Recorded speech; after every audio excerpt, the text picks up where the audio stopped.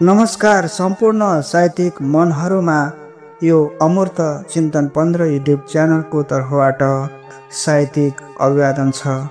सदाझैँ आज पनि यहाँहरू समक्ष एउटा नेपाली गजल लिएर उपस्थित भइसकेको छु। आशा छ यो गजल यहाँहरूलाई अवश्य मन पर्नेछ। धन्यवाद। गजलका शेरहरू यसरी सुरु हुन्छ।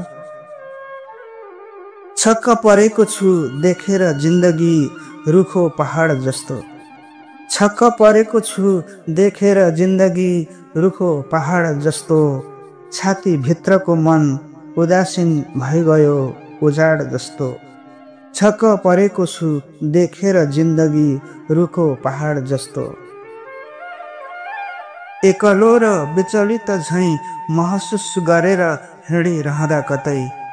एकलो र विचलित झैँ महसुस गरेर हिँडिरहँदा कतै।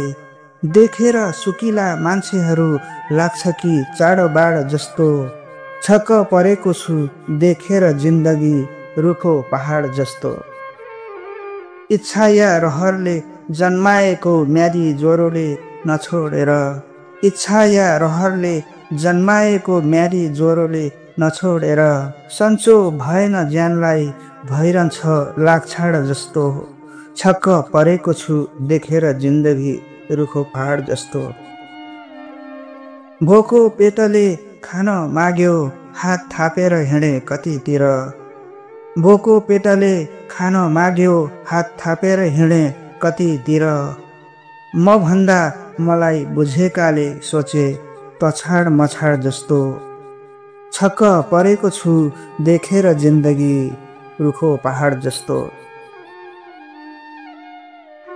नबोली सुख पाइएन नगरी धर पाइएन जिउनलाई। नबोली सुख पाइएन नगरी धर पाइएन जिउनलाई। लाग्थ्यो म असल छु तर नीति भयो खेलबाड जस्तो।